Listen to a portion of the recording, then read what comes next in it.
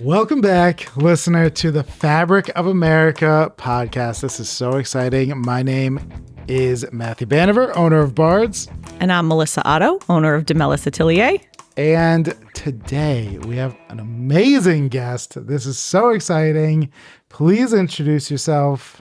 Hey guys, I'm Kristiann Vargas, the executive chef of Distinctive Ideas and the resident chef of Auerfarm in Bloomfield. Hold for applause. Yay!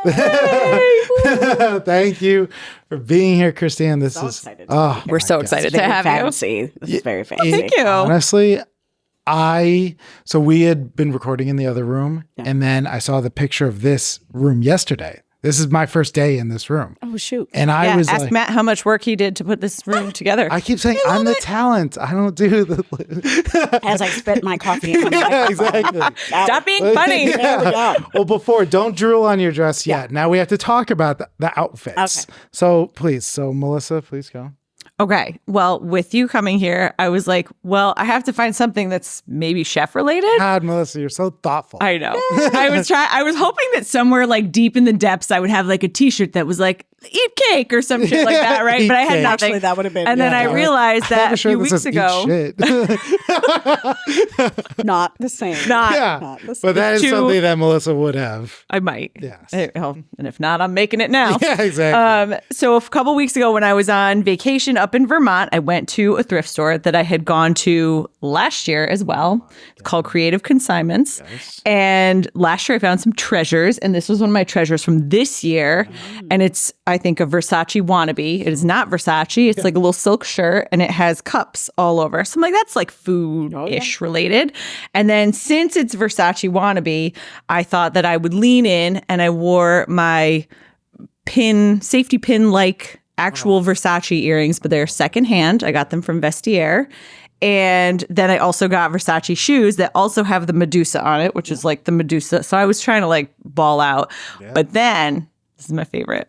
This is my ZD necklace, or at least I'm calling it my ZD necklace. So again, jewelry from my grandmother. So this is a costume piece. Yeah. And I don't get to wear it that much, but as soon as I'm like, all right, ZD Like, necklace. ZD It's gotta be the pasta. So I feel like if a kid made a noodle necklace and then like Painted dipped it it in gold, yeah. Dipped it I in actually gold. have gotten one of those in See? my time, and I wore it for a while. Wow. It was very cool. That's So actually really awesome. Yeah. Thank you. Yeah. So, When you're starving, you're like, oh no. Just sucking at him. Well, that is awesome. Thank you. I like those jeans also. oh yeah, I forgot. These are my Express jeans. I think these were also secondhand, or basically I bought a pair of Express jeans and I love them so much. And then when I came across like almost the exact pair in a consignment shop, I want to say it was Pennywise and Mystic. I was like, well, I know those will work. And so I snagged a second pair. Awesome. And your ankle bracelet. My ankle bracelet is stuck on me forever and ever. And it's from Stay True, which is a local place. They actually did Small Business Saturday with us last year and came and did permanent jewelry. So I splurged a bit and I got a two-tone anklet. So every time I'm here, I am, in fact, stuck in this anklet. Yes, absolutely. In a good way. Yes, it is beautiful. So well done. I feel set up. And, Yeah, because a bum. you are an outfit repeater. I'm a disgrace. I wouldn't say that, though. I feel like we're going to normalize this. Yeah, definitely. I was like, maybe I should take a picture every time we record, and I'll keep track because I'll be like, Right. oh, like 6 weeks ago I wore this outfit. Yep. It's okay to wear again. So I wore this same outfit 2 episodes ago. Wow, that's It's a a short. really- That's a short window, though. But it is sharp. That is a pretty short window. On the Instagram feed, it's gonna look like a maniac. The whole world's gonna notice. They are. I don't They're think gonna we're judge. ever gonna get over it. No. I think we might postpone the presidential elections until we figure this out. Subscribers may drop. Plummet. Or the exact opposite. Now That's what I'm there's a thinking. surge Yes. in this color combination Yep. because Thank you've you. done it twice. Thank you very much. So it's it. That's true. I am it. That's what I'm going for. Being There we it. go. Me and Lean Pennywise. in. Alignment. Lean Me and in. Pennywise. This is my latest sport coat. This is a deconstructed sport coat with single needle pick stitching on the end to give it a little bit of a edge. It's a 3 roll-on 2 button, which I've been getting into, it's just different. I went with patch pockets. I really wanted this. So this is Italian fabric. It's from Drago.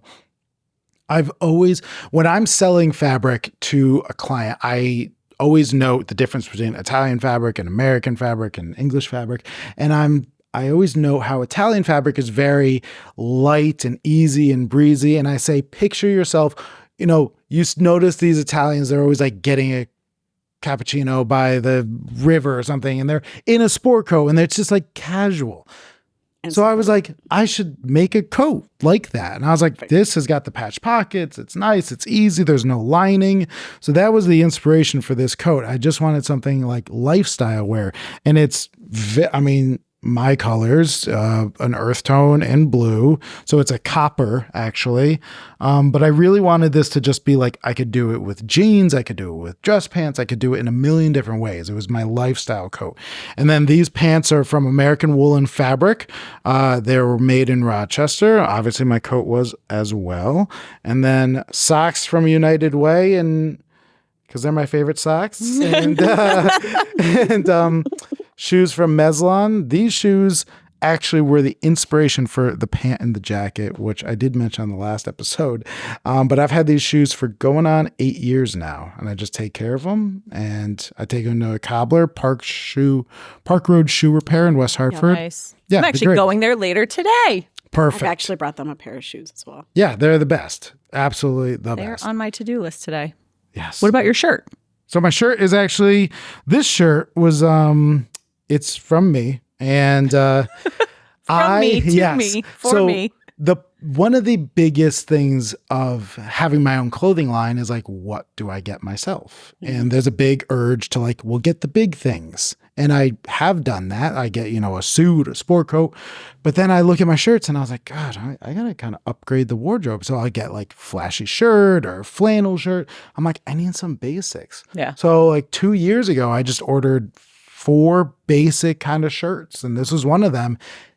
I wear this thing like once or twice a week. Yeah. It's so easy. Perfect. Yeah. I can wear it with basic. a tie, without a tie. I did button under collar. Oh, so, nice. Even without a tie, it keeps it nice and up and crisp and nice. So, I was like, because sometimes it's hard. You look at a basic and you're like, do I really want to invest in a basic? It's just a basic. I can come back in to get it anytime.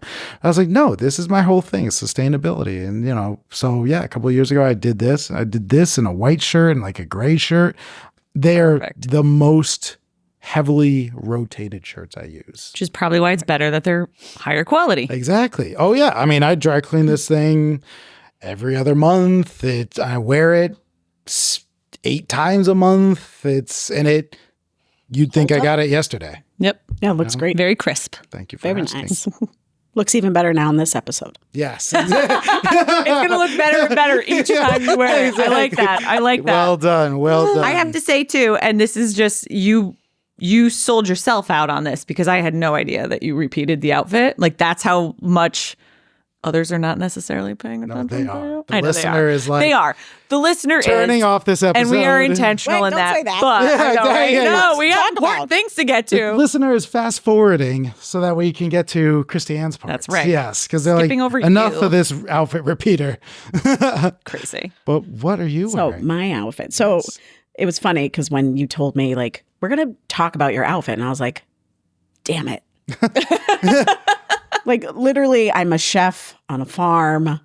We have 3 kids at home. Yeah. I am homeless 24/7. Like that is just Goblin mode. I think with the usually kids. Goblin mode. I you love can like that. scroll through my Instagram feed and you see like a tied bandana knot Yep. and my top knot Yeah. and my colorful, like linen pants. I've got 20 colors now because Nice. that's what I want to cook in, and my black chef's jacket, and that's literally what I wear. Yeah. So I was like, okay, I'm going to talk about like what it is when I go and network. This is literally, I've had this dress for I think 20 years. I have no idea where I bought it. I've worn it pregnant and not pregnant. It is everything that is me. It's functional because it's got pockets, shows a little booby, it's got flowers on it. And if Yep. anybody knows my signature as a chef, we always have flowers on our table. So I'm always wearing flowers of some kind. And I actually have my hair down today. I washed it and straightened it and did all the things. Got the dirt out of it from the farm. I was like, let me actually a new clean myself person. out. What's And then- that? A beetle? All right. Protein. I also like always wear my sunglasses like this. I realized I kept them on. It's just It's who you Accessorizing. to are. my I love it. head. I actually Accessorizing. love Yeah. those sunglasses. Yeah. Those are dope. Yeah. Target. I buy this pair of sunglasses every 2 years from Target I like it. for the last 15 years of my life. Yeah.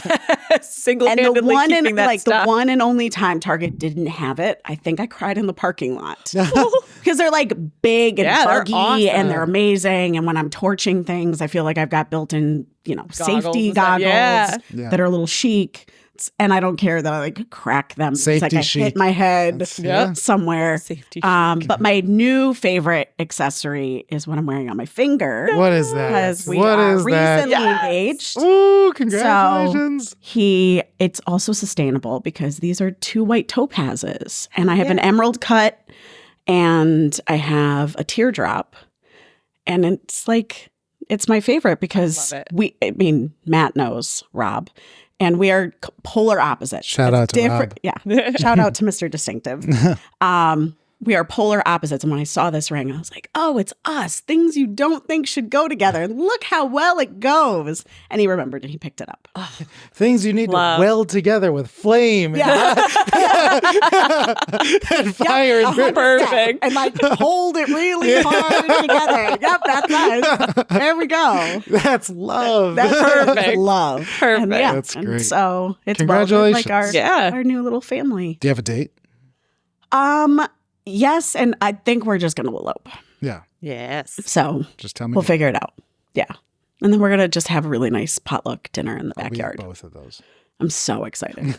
Like that's literally all I want to do Yeah. is like get some beautiful wine.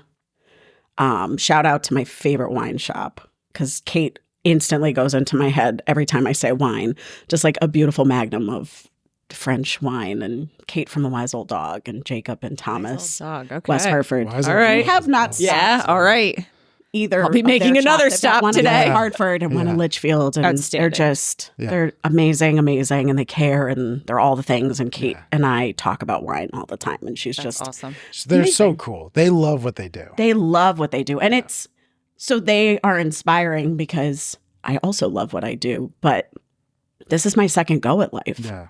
because I did like hardscape construction for 10 plus years of my life, and then COVID hit, and I was like, oh. I need to reset with the rest of the world. I'm a little Yeah. pissed off. Maybe I should try something else. Let's start feel feeding everybody. I feel like that is Wow. a mood for 2020. I'm a Literally. little pissed off. I should try something. Yeah, I else. should try something I love this. We need that start- on a bumper sticker. Yeah. That was great. and then Was 2024 is hashtag all the things. all of Yes. 2025, So though, relatable. I'm going to add hashtag all the good things because I didn't realize we had to be so specific Yes. with the Yeah, yeah. universe. Yeah. The universe, All right, she needs. bitch, Yeah. I heard you. Yeah. There you Right, go. All the right, right. things. Enjoy it I all. missed a word. Best I of missed luck. a Yeah. word. Best of luck. Yeah. You need to specify. Adjust my filters. Yeah. When you say you changed during like 2020, was there like a light bulb moment or was it gradual? So big life change, single mom. My children were like 3 and 6 and like construction, like hardscape construction, Yeah. patios, all of that stuff. I'd gone to work as a marketing, I'd left the retail end of it where I was very visible and all of that. And I'd gone to work for one of my favorite customers, the Baylor Brothers in South Windsor, one of the best hardscaping companies you can find. You will not find a family that cares more about their customers and their employees than this company. So I had gone to work for them as their marketing manager Yeah. and their website and drone and all of the things. And, life change. And I found myself lost and angry and a single mom and was cooking a lot more. And just it slowly became like, okay, so everything we've ever done our whole life had been around a dining room table and like loud, good, bad, ugly, indifferent. And then even as a de-stressor from like dealing with 1,600 contractors a week. I would throw secret themed dinner parties at my house that people didn't know. Like my contractors didn't know I could cook. Yeah. And so it just organically happened that in 21, after I recovered from having COVID myself, and as an asthmatic, it was pretty like crappy. This was the way to go. Like I just was like, okay. So I went part-time with the Baylors and had their blessing and was like, okay, here goes nothing. I really hope this works because if this doesn't, that's really stupid. But that business owner mentality is such a hustler's mentality. It's like we won't fail because we can't. Yeah. That's it. It's all on the line. I've got 2 small kids. It's all on the line. It was not an option. Like I need to show them that mommy's going to rebuild herself. Yeah. Yep. So it's that here goes nothing. Burn the boats mentality. Yep. It's like no going back. Yeah, you can't give yourself an out. And that's how I started also. I mean, it fucking sucked. But it's just it worked out great in the long run. But when you're in it, you're just like going through it. Yeah. And I love this. One of my favorite speakers, Les Brown, he was like, you'll develop a sink or swim mentality, and you'll find out very quickly that you will swim better than you ever have before, and you'll be flailing around. And it's like, you're not thinking like, all right, one arm in front of the next, smooth, take a breath. There's you're like just flailing and going. Like you're just stay above water and get moving. I remember our first dinner party. I cooked that dinner 6 times. And so I was living in an apartment. It was really cute in West Hartford Center. And it was, by that point I had met Rob, and he was like, you need to do this. Shout out to Rob. Yeah. Like he was like, I just remember being like, well, I haven't gone to culinary school. And like, this is, there's got to be some kind of training. And he was just like, shut up. I love you. Don't think twice about this. Just go. Damn. And so I remember like, I wanted to unveil this dinner, which was our first paid dinner. And I had... Who were the clients? How'd you get the clients? It was somebody else who was launching a business and needed help. And I was going to do the food and all of that stuff. So a friend hired you? An acquaintance hired me to help launch. But I was just so nervous because I'd never officially done it. Yeah. So I remember it was my daughter's godmother and her mother, which I loved having the 2 of them at the table, and 2 of our really good friends, Miguel and Kate. Yep. And shout out to Miguel. Whoop whoop. And I just remember they came over dressed up, and I was like shaking.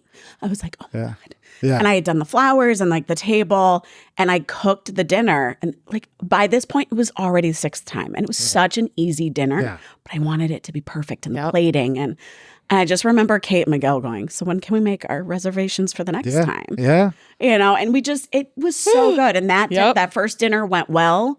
And, we did 18 dinners that 2021. Yeah. Yep. And then we did 37 the next year. And then we did 67 last year.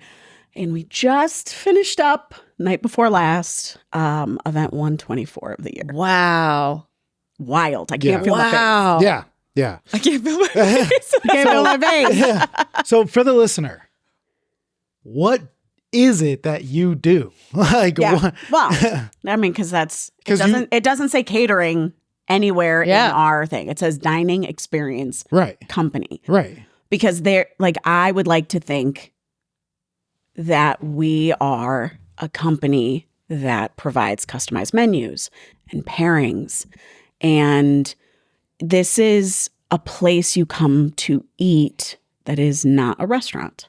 So it's about the entire experience, the ambiance, the feeling of the cutlery, the weight of the cutlery and the texture of the napkin, all the things. I'm losing my mind right now. Love a heavy knife or a heavy fork. And it needs to be somewhat rounded for the palm of your hand. My God. Like if I sit at a restaurant, and Eric, our sound and audio guy, will tell you, if I sit at a restaurant, I'm like, oh, this is this is the fork. Oh yeah, this is a good fork right here. The best fork. I'm like, save the food. I'm just taking the cutlery. Leave me with this fork. And I have stolen cutlery in my time. Yeah. The best cutlery I ever had was from Earl's, which is a Canadian restaurant chain. It's my grandparents' favorite place to go. They took my mom there last night. Like, I have 4 sets because literally it's the best. I'm so sorry that I stole your stuff. But shout out to Earl. We were different people then. Amazing. Shout out to Earl. This was years ago. Yeah. But yeah, it's about everything because, and we talk about this all the time. We are so busy. I'm, a mom of 4. We have 4. 3 live at home. I'm a stepmom. I love our family. It is busy. It is madness. It is wild. Yeah.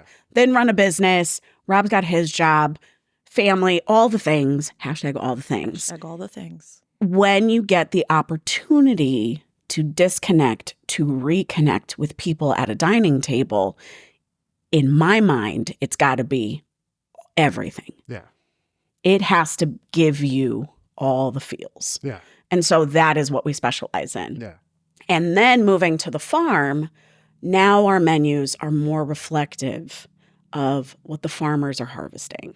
So Distinctive Ideas started as a Pop-up. catering service. Yeah. So to we were put it in layman's we were terms. a private chef. Yeah, private chef. That did pop-ups in people's backyards during COVID. People would hire sell you. tickets. Yeah. Yep. Smart. And Yep. you would super bougie, super sexy. Oh, yeah, you're the bougie chef. That's right. Yes. I forgot that was the Right. tagline. One of Yep. our first dinners that we did 100% on my own. We gilded birch tree branches that I got from one of my contractor friends and suspended them over the table on cables. Yeah. And we did like a Tuscany dinner, and It's it was gorgeous. just The it was images just are all the stuff. unreal. So people had no idea what they're coming to. They got the address 24 hours before Right. dinner. They're walking into a stranger's backyard with COVID restrictions, and we followed all the rules. Yep. So everybody was like spread out, and we didn't go in the house, and it was. But it was just wild. Like, how over the top could you possibly It's awesome, be? especially Right. during So- COVID when it was Yeah. like, don't fucking come near me. Yeah. Yeah. You're like, let's come together and dine Yeah. outside And because remember it's something that we magic. do as human beings. This is what our existence is we have to eat to live. Yeah. So like, and let's it's not supposed to be Yeah. in a drive-through in Yeah. your car Yes. by yourself. Yes. It's supposed to be sustainable and slow. Yes. So all of our dinner parties are slow. Keep talking. Yes. Wow, yes. like this Yeah. is what it's supposed This to episode be will about. be 4 hours long. Yep. Yeah. Yeah. So like, and that's what we did, and we just So you did kept that. going. Private chefing. Yep. Is that a word? Yep, chefing. Okay. I mean, private chefing. We'll go with it. We did all the the chefing around. Yeah. so you then chefed all over spread the the place. chef. We chefed all over Connecticut. Yeah, exactly. And for a couple of other Yep. chefs and then never outside of called them back. Connecticut. I love this. So then how do you pivot to the farm? Where does that show up? I got a phone call because when you do 67 events, the way that we did it, which was pop-up tent, equipment, whatever people have in their houses, it's a lot. And my mom at that point had come to work for me. Yep. And shout out to my mom and Franny. Those are my left hand and my right hand. And it was a lot. Yeah. And so, okay, how do we do better? Because when you're a private chef, you have to follow health guidelines. So we are picking up fresh groceries in the morning. We're marinating and cutting everything on site. We're there for 10 to 14 hours. Yep. And then we're serving and cleaning up and doing all the things. It's exhausting. It was good because it made us better faster. Because how fast can you make this really beautiful meal that should have taken 3 days to prep, and you're doing it You're doing it on the fly. Yep. Yeah. So we learned so much, but it's not sustainable at that rate. Yeah. So I started looking into kitchens, and I looked at a couple commissary kitchens. It wasn't the vibe I needed. You can't cook out of your own house. You can't do anything out of your own house. And we were very cognizant of that and very clear not to do anything. So called a couple of places, a couple churches. And then I think I left a message months and months earlier for the farm because somebody had mentioned in a conversation, I think they have a commercial kitchen, but I didn't know anything. I only knew the farm because my kids had gone on field trips there, which I had gone once. Super cute. They had goats, whatever. It was close to our house. Shout out to the goats. Boop, boop. Then months later, I got a call back and they were like, so we're intrigued by the voice message we got. can we discuss further? And then all What's of a the sudden, voice message?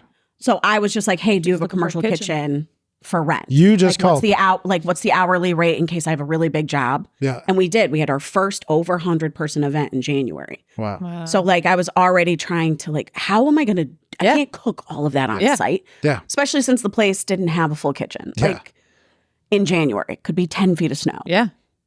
4 inches of ice, whatever. So when the farm called back, I didn't even remember calling them. And then we just had this very organic conversation about what their needs were, what my needs were, how they could overlap, how we could help. And then before I knew it, we're going to move to the farm and we're going to be the catering company on the farm and we're going to be the culinary director. And we're going to start providing all of these culinary experiences and services to support the 100 kids that go to school there Monday through Friday on top of all the field trips and the volunteer groups and the 4-H. And it was just, it was huge. I was in the parking lot of Ocho Cafe in West Hartford, Bishop's Corner, because it's by our house. Arisela, my daughter, was in the car with me, and I just kept crying. I remember, like, we were on a girls' date, and I was so excited, but I'm so emotional. That's true. So I cry about everything. Shout out to Rob. I cry about everything. And I just remember going into the restaurant with Sela because it was her pick. And I just kept crying. And she was like, Mommy, people are going to think I'm a bad girl. Can you like get it together? And I'm like, yeah, no problem. Like, let me fix it. And yeah, then we moved in January and it's just been one hell of a ride. Yeah. Yeah. I remember when you called all the bad. Yeah. It's wild. Like, all of it. Yeah. And it's been. You called me right around the same time that I was about to start working in partnership with American Woolen. It was like the same week. Yeah. And we had both. So have you two ever met? Nope. No. Okay. So I was But we're very getting excited. pancakes after. Yes. Whoop, whoop. Yes. It'll be great. I was very excited to have Kristiann come because I knew you guys would just be like Vibing. Oh my Vibing. God. Yeah, absolutely. So Kristiann and I met years ago. Yeah. Years ago. She remembers. I don't. To tell you a bit of what that interaction was like. Then comes a couple months ago. Well, a year ago, probably at this point. Over a year ago. Over a year. Wow, that's wild. Yeah. Holy shit. We've been doing this now for over a year. That's insane. So over a year and a half ago, I get a call from Kristiann. And you probably don't know who I am. Yeah. You don't know who I am. I wanted to talk to you about this idea about starting like a men's group. And With dinner. Yes. With dinner, with having people come together, come around food, get together, men connecting. And talking about mental health. Yes. Men's mental health. That's what the pitch was. Yeah. And then I think I left on there like, but I have a vagina, so I need you to help me because I can't. Yes. I can't be It's not your wheelhouse. Yeah. Right. Yeah, like I can't be in the room. Yeah. Because it's not going to help. Yeah. Yeah. But help me. I was just about, I had gotten the call when I was just about to do a speaking gig at Fathom, and I was talking about telling your story with your style and just connecting with people. So it was crazy. Now I'm getting somebody who doesn't know me calling me about this. She didn't know at this moment, but I was actually involved in a men's group in college. Mm-hmm. And so I was familiar with this concept of what a men's group was. And I was like, I know she doesn't know this, but that's wild that of all people she calls this. And I've done so much in terms of like introspection and personal inventory about like bettering myself at this point. So I was and I was just calling you because I was looking at it from a very selfish standpoint. Mr. Distinctive and the boys and our group of friends needed this. Mm-hmm. They needed a community to talk about things. Mm-hmm. And I wanted to give them a safe space with food to do it. And I was like, so Matt, make this happen for me. Yeah. So it ended up being me and two other guys who were kind of running it. One guy backed out before it even started, and the second guy backed out right after. Not long after. So then it was just me for about 4 weeks running it. But Kristiann and I met for coffee to talk about this idea, flesh it out. I think we talked 2.5 hours. Yeah, easy. And you can't pin me down Yeah. that long for anything. Yeah, exactly. Like we just met to like talk about this idea. 2.5 hours. We're going on. And then toward the end, like, you know, we've gotten all emotional. We've talked about, We've cried.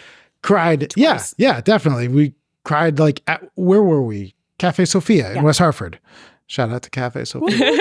And so we're talking. And then at the end, she goes, so we've met before. And I was like, We have. oh, yeah. And she was like, I thought you were A raging dick. yes, such an asshole. Yeah. And I was like, Because you probably were at that time. definitely 100%. And for the listener who doesn't We're all know, different people now. exactly. For the listener who doesn't know, I am a recovering alcoholic. I've been sober for 4.5 years now. And yes, there are many times, and it's not an excuse. I can still be a dick now and still be an asshole. Melissa knows this. Like I said, who put together this podcast? Yes. Was it you, sir? Exactly. So, but that's no excuse. But like, obviously, it was, you know, gasoline on a bonfire before of like, because we probably met at somewhere out when people were out. And in your defense, who I was back then and the combination of what I was also a raging asshole. Well, I don't remember it. So you can get it. You can say otherwise and it's fine. And now you're getting the slightly softer version of me. The life lived. Yeah. So it was, and I've brought this up several times because what I love about it is this redeemable factor of community, of you're not just this one thing. You're so much more. It's not like we love talking about in the world of business. We love talking about these giant companies, Kleenex, which, you know, is so well known. You don't even know that that's the name of the brand, not the product. Right. Coca-Cola, Apple, like these things, they're just known for Band-Aid. this one thing. People in cancel culture, you know, people say these things. For the record, I don't really buy into cancel culture at all. I think it's bullshit and doesn't exist, honestly. But on the community level, in the local level, you get to know people and be like, it's not just, hey, I'll give you a second chance. It's just, I'm human, you're human. Yeah. You've probably changed. Well, and experiences change it. That's such a absolutely. That's such a huge part of like everything is that we're just like, I am now meeting you at a different part of my life. It's not like let's see where this goes. Now it's more of just a time is passed. Nice to meet you. Yeah. Kind of all a thing. Over meet you. Yeah, right. Exactly. And I know for women, you know, we change biologically every time we give birth. So if you caught me at any of those points, miscarriages or whatever, I was a completely different person. And it's like nice to be out of that phase now. Yeah. It's like, hormonally, like I guess I've got a grasp on life again. We're shifting and we're Yeah. I'm very excited to be like approaching 40. Like, I won't no longer give any flying shits about anything. None. Yes. This is what I am. Take it or leave it. I'm not everyone's cup of tea. And I'm okay with that. Yeah. I wasn't before though. Yep. Right. Takes a lot to get to that point. It's a lived experience. 100%. Give a what anymore. Yeah. But I think that was like that. To sum all that up, I really thought that Melissa, you would connect with Kristiann about that because you've known me since I was a teenager, and you've also I would have loved to have known the teenager version of you. It was wild. I think Melissa met me when I was like 15 or 16. That's so a little scamp. Yeah, so funny. Raging dick. Actually, ball of talking about energy. that, I just had somebody call me. We went to high school together. I knew exactly who she was. And actually, I'm a little bit of a creep that way. Yep. Like I met her husband out at a networking event and I put 2 and 2 together as to who his wife was. And I was like, I love your wife. I thought she was so cool in high school. Like you have no idea. Yeah. Like you are such a lucky man to have her. And he was like, I don't even think she knows who the hell you are. Yeah, exactly. I'm like, probably not because I didn't say anything in high school. But, and then she called me and she goes, and we had great conversation. She was like, this was great. Like, so great to connect with you again. And I'm like, but I'm such a creep. I'm so sorry. So sorry. I love that we're like slowly getting into the fact that the internet exists. We all know this. I can find out anything about you at any time. When are we going to get over the fact that it's not stalking, it's not creeping anymore? Right. It's all, it's just public. It's just there. Like, I follow you and you posted that you have kids. Is it weird that I brought up your kids? Like, you post about it. Like, 100%. Can we move on from this? But, again, to go back to like the connecting thing, Melissa and I, we met each other when we were 15, and then we've just kind of like, kind of just parallel, like danced. in and out, dancing around, and just, it was never like the time to like mix the chemicals, but we had like stayed connected again on social media. And then it was like, okay, because I was at another store when we reconnected and became friends. I was at another store, and it was like we met, but more in like a reintroduction. Just like, oh, hey, you're alive in Connecticut. I'm alive in Connecticut too. Like, how cool. That's where we are now. And that was it, but like we were still doing our same thing. But then when I went out on my own, that was when it was like the dawn of the revolution. Let's talk. What do you need? Let's do this. It was what can we do for each other? And like pushing each other forward and like figuring things out and like helping each other out in a million different ways and like working together, but also just supporting each other. And then like, I mean, honestly, probably within the last year and a half has been just like daily interactions of just like gangbusters. Like my work wife. But the thing too that's so interesting, and I was thinking this when you two were talking about it, is it's all in the timing, right? Like, because it's not only who we are at the time, but then it's in this case where the businesses are or where the professional lives are. So if you guys, even though you met prior, you were doing two different things in two different realms on two different spectrums, and it took the time and the development of you guys as different people and then different professionals to then, like, now the timing is right and the stars have aligned, that you have talked, and now you have this connection that you do. And it's the same for us, that, we even knew each other back then. But if we had even started businesses, let's say in our early 20s, we would have been like, what the fuck do we know? Like, it would have turned out so differently. So all that kind of cosmic alignment of everything is very interesting. This is something that I talk about is, being able to be at a point where I turn down jobs because not every connection, not every person you meet, not every person that wants your business is meant for you at that moment. Amen. Yeah. And so you have to like really like trust your gut and feel all the things to know, okay, right now this is terrifying. But something inside says, okay, let's do it. Let's go. And like our men's group only lasted a few months. We got to connect. And then come the new year, both of us ended up with huge opportunities on our lap. We didn't know. And here we are. We're still doing things together. Just more than before. Capacity. More than before. Way more than before. Yeah. So I wanted to go back to working with clients.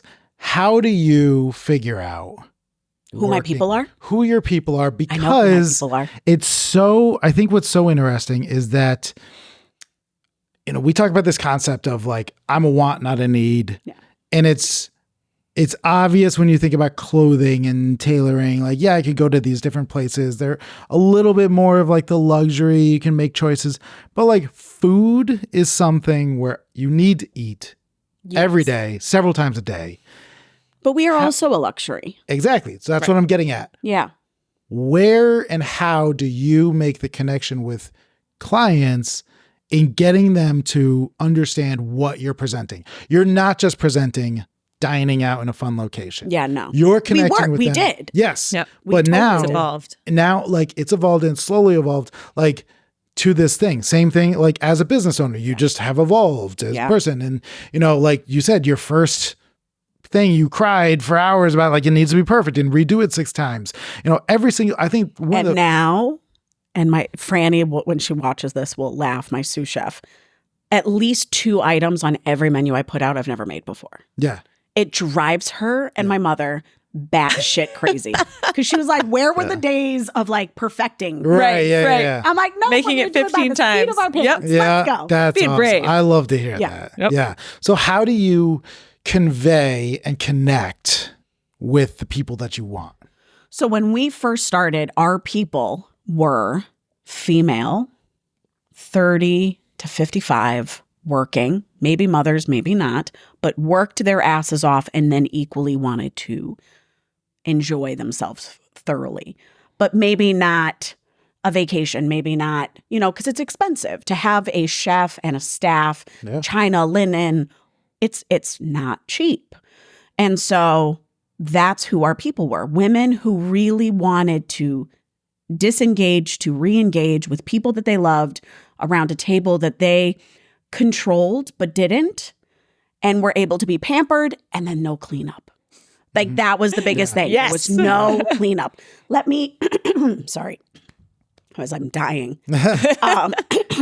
Like they wanted to have the entire experience, to make themselves look nice, enjoy themselves, and then enjoy the rest of the evening. Done. So that's who we mostly dealt with. And then we moved to the farm. And now we are realizing that the calling, we'll call it, is very different. We still have our core people that come to our farm to tables and our brunches and all of that. But it's also all the social action groups, the therapists and the social workers and the educators who are trying to reach certain demographics, and they're hiring us to help break down trauma bonds through ethnically responsible food. Wow. I'm an immigrant. We grew up on a street, shout out to all the Dewey kids. Yeah, like all of that, all 36 of us.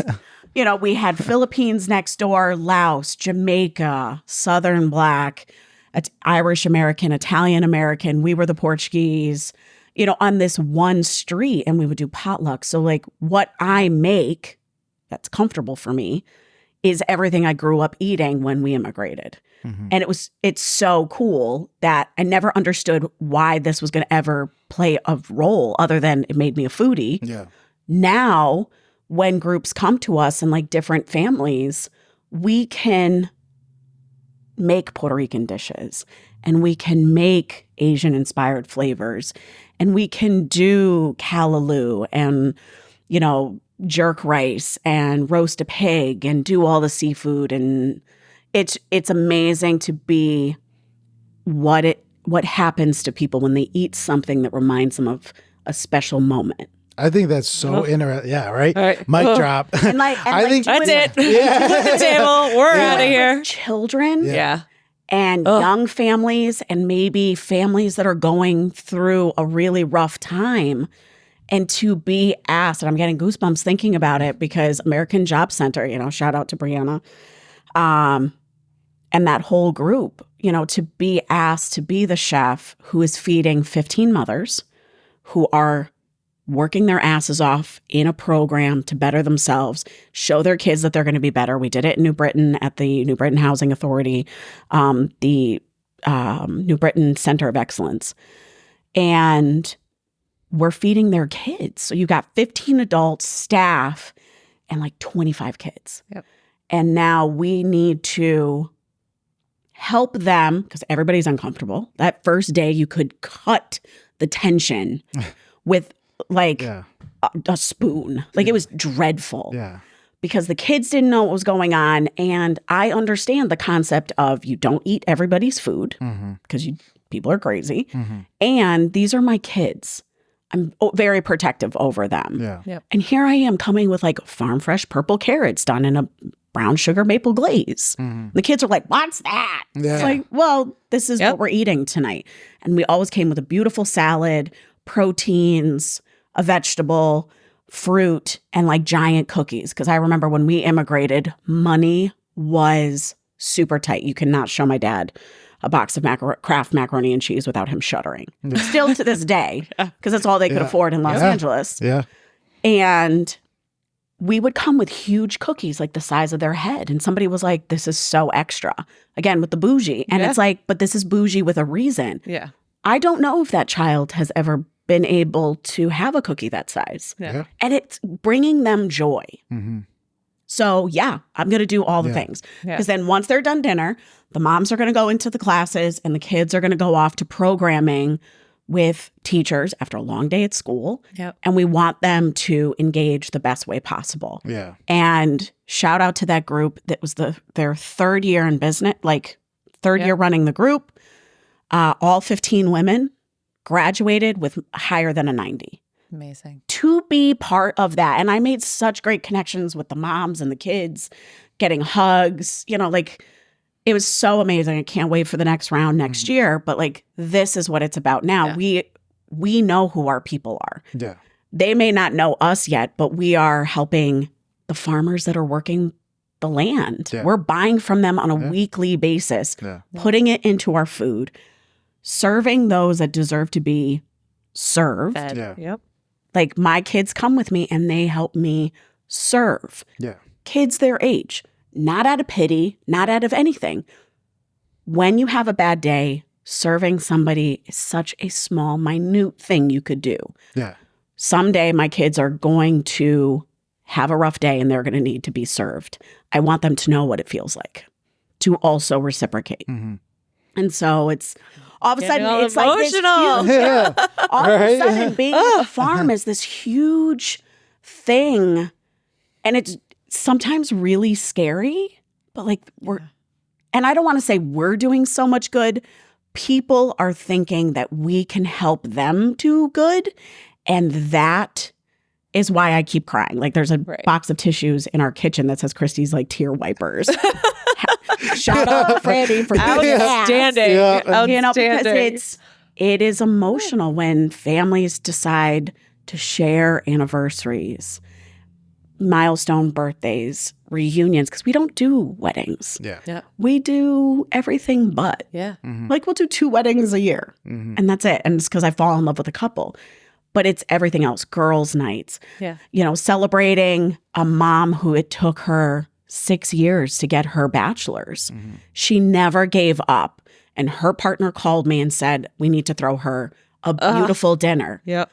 You know damn about the well people. we came with all the bells and the whistles and we celebrated her achievement because fuck yeah, you did it. Goddamn right. And I want to be there so you can enjoy your flowers. yeah. Yeah. Yeah. And we bring the flowers. Yes. Like we're Yeah, yeah, Right. it's all Yeah. a thing. Full circle. Yeah, and this is where you and I connected a lot because I remember when I started getting more into the small business world, restaurants were really the big thing for me because I was like, that was like when I really understood what a small business was. I did not know until whatever, like 2014 or whenever I started working at West Harvard Center. Because before it was just like, you're just existing, going wherever your parents went or your friends went or whatever. But then when I started working at West Harvard Center, I was like going to these restaurants and I was like, they were like, oh yeah, that's Dorian. He owns Treva. And I was like, you like that, That guy? Yeah. that guy, he owns this? And they're like, yeah. And then they, following them for years, they're like, oh yeah. And they get all their stuff from like Sub Edge Farm in Farmington. I'm like, what do you like? Yeah, the like ingredients real just things. come from there. Yeah. And then like when I started, I was like, well, my industry, clothing, what is that? Is that a thing? And so that's why I started getting so into American made clothing And because asking the questions. asking the questions, who were the people? Who were the kids serving? Who were the, like everything that you're talking about, who are the hands behind every little detail of it because it is so encapsulating and it's so rewarding on both ends. Like for me, I love telling this story that my factory, there still is, there's a guy who came from Africa and he came from like a war-torn country in Africa. And he one day was sewing, doing his thing, and he gets a phone call a couple times. He decides to answer it. He like lets out this blood curdling scream and everybody was just like, what happened? He was like, goes off into another room, starts crying, comes back. He's just like, I just got to work. I just got to work. And so the people like the project manager was like, or the floor manager, he's like, dude, go home. Like something's going on. Like you can't work like this. Like we're around machinery. It's dangerous. And so he was like, no, I need to stay. I need to do this job. And so he comes back in the next day and they're like, hey, we want to talk to you. And so they pull him off to the side and they're like, dude, like what's going on? Like we're family. You can talk to us. And my factory is a family-owned factory. There's about 60 tailors who work there and about 10 administrative roles, most of them in the same family. So it's a very tight-knit community there. And the tailor was telling him he just got a call that from home back in Africa that his father was killed and by like a rival gang or something like that. And he was like, now I don't know what's going to happen to my family where they can live. He was like, I work this job to send money home. And after I leave this job, I go and I Uber so that I have money so I can live. Wow. And so the clothing that I'm literally wearing right now is helping support just one story like that. Yeah. And we forget the meals we eat, the clothing we wear. Yep.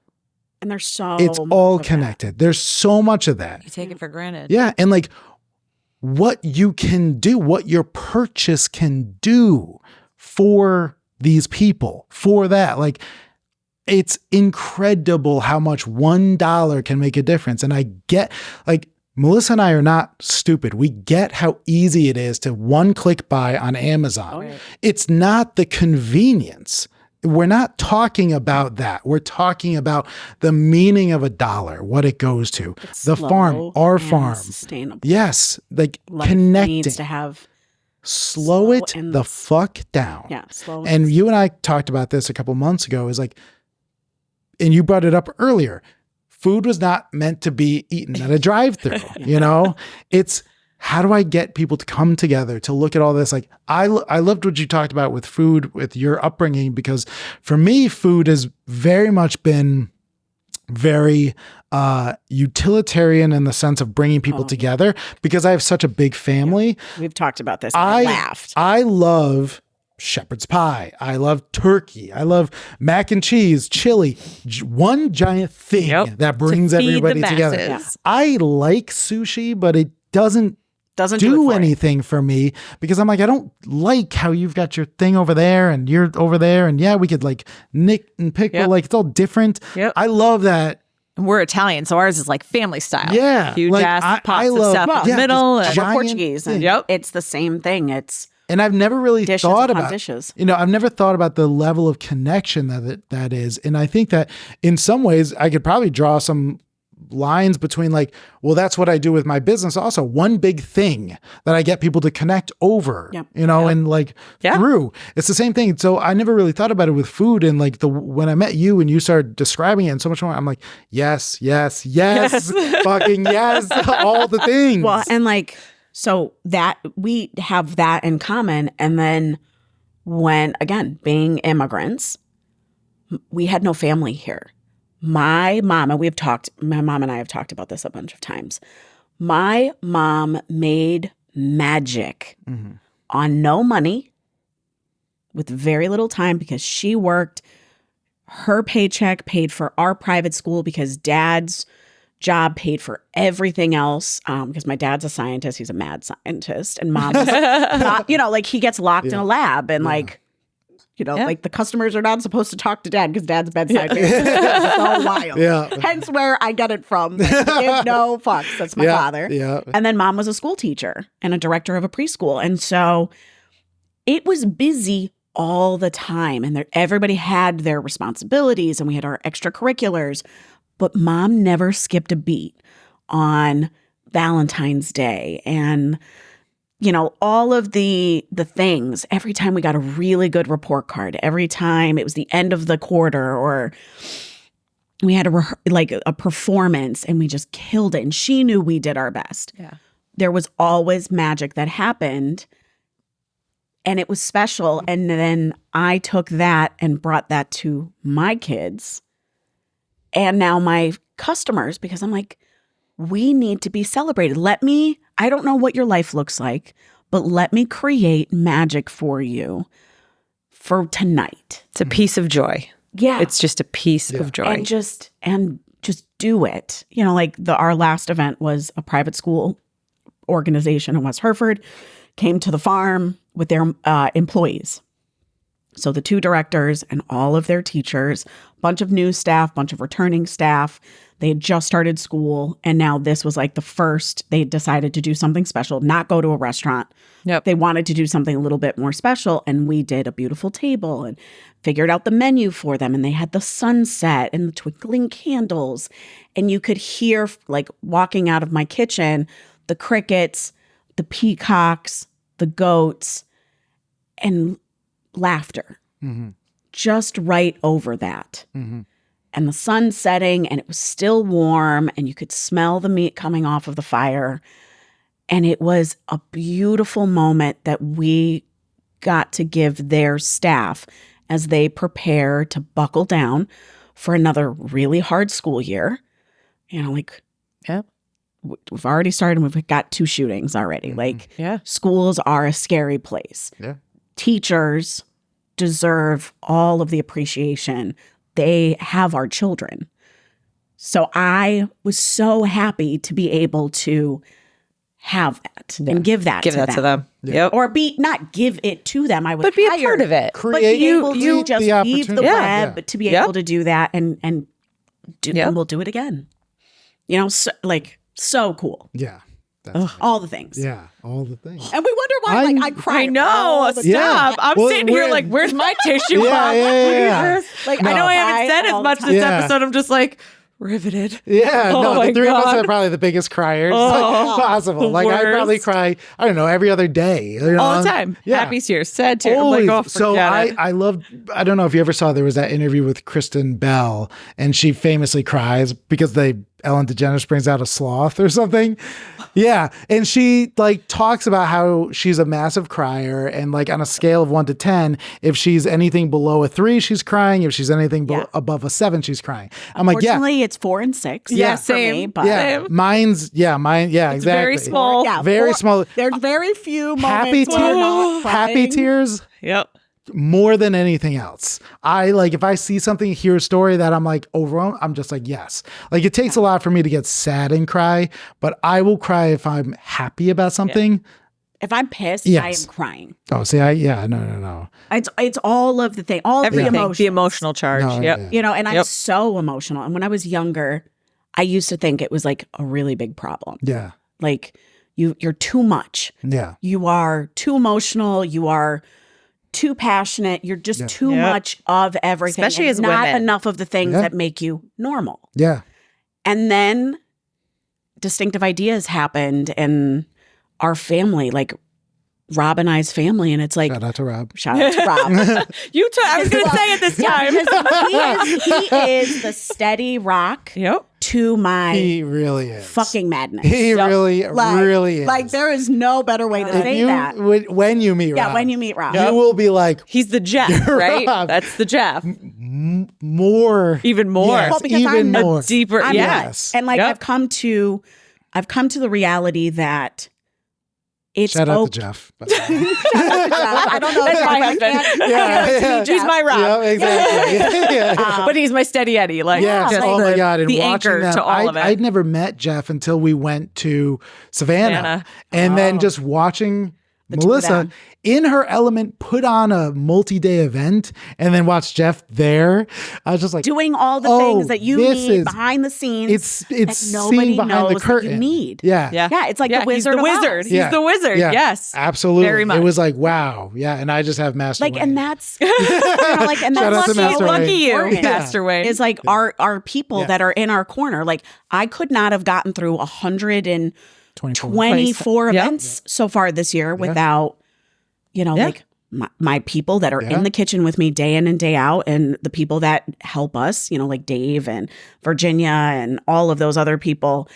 But then the person who is like, fuck, I messed up a recipe, or I don't feel like I hit the mark, or maybe I'm not ready for this job, or all of those questions, you know. And Matt and I had this conversation last week, because the day that you guys were like, hey, by the way, do you want to come on the podcast? I literally picked up the phone and I was like, Matt, I just called my mom 2 days ago and told her I was liquidating the business. I'm just like, It was 12 things. Wow. If that's not a true business back. owner, I don't know what is. It was like 12 things back to back to back that were hard, and like there was not enough time in between them to catch your breath. You're like, I'm just gonna get a job and collect my paycheck. Yeah, and I'm gonna clock just out go and back home. to like it. I'm done. And what I told her was So relatable. What she doesn't know is months ago, I had the same conversation with you. Yeah. Yep. I was on the phone with Melissa, like, this is it. I'm out. It's over. Done. Like, Bard's had a nice run, but I can't. I did all the things I could. I gave it everything I could. And the next hour, a customer texted me and was like, I need some pants. Here's a bunch of money. The next day, 3 customers booked me for that week and all paid in full. And it has been a steady ride since then. But it literally came down to the 1 yard line. Yeah. And I was just like, I can't do it anymore. can't. Like, and I was on the phone with Melissa. Like, I remember I was in a rental car. My car had broken down. Going. I was like, it's just, I can't do this. But I we think have so many kids. Thank you for being here. We have all of these things, and like, and Matt was the one that said this, is when people think you're crushing it the most is typically when you're actually behind the screen, behind the screen, like Absolutely. falling apart. Yeah. And there's been like the roller coaster ride. Nobody else would be able to help me through that roller coaster ride other than Rob and like my staff. Shout out, Rob. Yeah, like how it is. And like Franny and I my looked mom away for a and like second. the people that are in the kitchen with me, you know, like raging. Yeah. Like I go from, oh my God, that's the best thing to, oh my God, I don't know how we're gonna keep this going. I don't know. It's just, it's a wild ride. Yeah. And then we have people like Camille Hudson of Warehouse 635 who also ride the ride with us. And she was just like, I need you to shut up and tell me how many margaritas this is going to take to fix. I'm on my way. I need a margarita count. I don't know who that is, but I'd like to know her because I will put in a margarita count. Shout out to Warehouse 635 in West Hartford. She's awesome. She is so cool. But yeah, it's like one of those ride or dies. She's just like, that's awesome. Tell Rob to keep the kids. I'm coming to get you. Yeah. You know, just Camille, shout out to Camille. She's the best.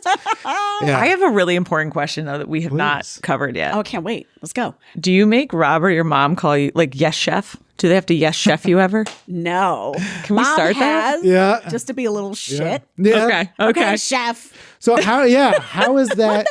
How is the bear changed? Yeah, I really need to know. 3 times a day, y'all. Okay. Yeah. But she's your mom, so she can't. Yeah. She's Well, but she'll be like, I'm tired of this shit. And she'll walk out and she'll be like, the boss is a real drag. Right. Yeah. You did that wrong. So Let me oh fix my it God. for you. I feel like we gotta. Now that just made me think of so many. Sorry. Things. So, no, it was great, but I'm just like, fuck. We should have brought this up earlier. So one thing that came up, and this came up when Melissa and I met with Rachel Slade, who wrote the book "Making It in America." We've got it right there. Rachel brought up this amazing point, and I thought, and it was the reason why I wanted you to be our second guest, because people thought like this podcast was like a fashion podcast. And we're like, no, it's not at all. It's about community. It's about what weaves this community together.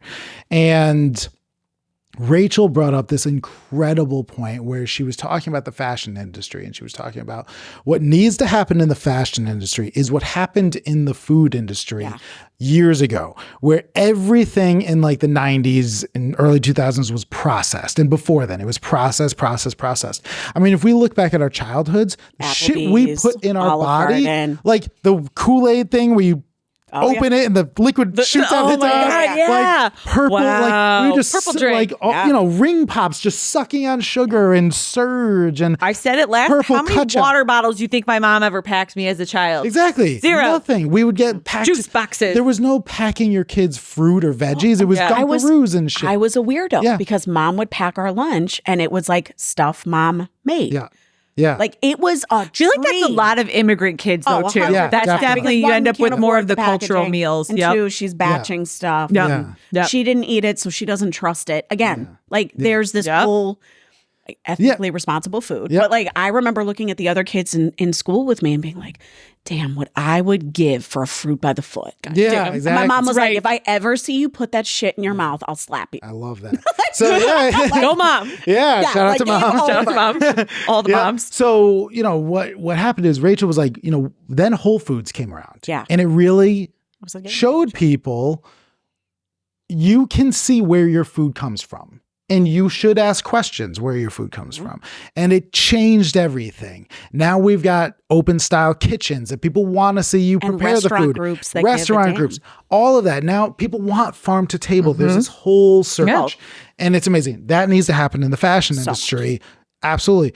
Now we've taken up so much of your time. Thank you so much for coming by. But in closing, like, what are your final thoughts on the importance of coming together around a meal in an encapsulated kind of idea and how it affects the community around you? Jeez Louise. Yeah, no. He always goes like real deep at the end. I know. 20 words or less. All right. So I think it's just, no, we're going to go this way. Connecticut this summer got crushed. The farms got crushed with all of the bizarre weather, hail. Our farmers have already been suffering because of regulations, lack of funds. The older farmers are retiring. There's not enough fresh blood. We need to buy local from your farm stands. And remember that it is people behind the counter that are making our food. These are our neighbors. These are our friends' kids. These are our friends' parents. So dining needs to look very different. We need to be kind. We need to eat slow. We need to engage with people, put down the devices, engage with someone, and just be kind and buy as much local as possible. You are literally changing a family's life when you do that. Love that. All right. Now I want to give you, that was fucking incredible. Now I want to give you rapid questions because I want to make sure that the listener has this information. Hide my feet. I'm not wearing shoes because I am. Nor should you. We're Nor comfy should you. here. Yeah. You said comfy come as here. you are. I'm I have glad on you my did. dress Yes. And Thank I've you. got no shoes. Do you, is there a minimum amount of people that can come eat at the farm? I will cook for 2, which I did on Tuesday. It's more expensive, but yes, we'll do 2 up to 80. How can people get a hold of you to make a reservation? Distinctive Ideas, social media. You can call Auerfarm. We're putting processes in place. Now, you spell that. AUER Farm, one word. It's in Bloomfield. And Distinctive Ideas, like the home office is based in West Hartford. And so either call the farm or call Distinctive Ideas, and then we're going to ask you a bunch of questions because it's all customizable and make sure it's a good fit and done. How much lead time? I think we're like 2 weeks out right now. Okay. So if 2 people wanted a date night, they would just need 2 weeks out and you would customize. Yeah, I mean, for 2, I might be able to squeeze them in a little bit sooner because Yeah. it's just private reservations. Yeah.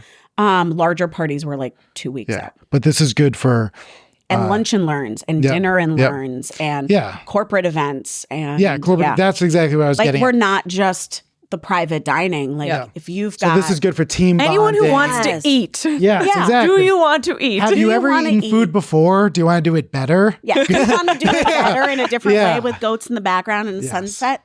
Amazing. So again, we've taken up too much of your time. Oh, I think this is amazing. The Thank you way very you much. described food, it's incredible because I think what happens is people get in this mindset of, well, I'm buying all my whatever sustainably, and then they let another part of their life go to shit. Yep. It's like, it's not a spectrum. No. It's quadrants. You can't just buy all local groceries, but then go to Starbucks every day, or you can't just, buy from local coffee shops, but then buy everything else on Amazon. Like, it's a whole mindset. And I think reminding that the food, the clothing, everything, it all comes together.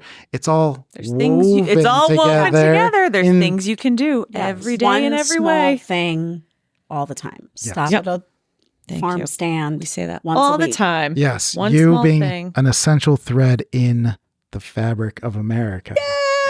Thank you so much, Thank Kristiann, for you. coming. This was incredible. awesome. Thank you for getting us started off with a cry. I hope the No listener. problem. Anytime. Appreciate it. Yeah, this is amazing. Thank you so much, and thank you, listener, for tuning in to this episode of The Fabric of America.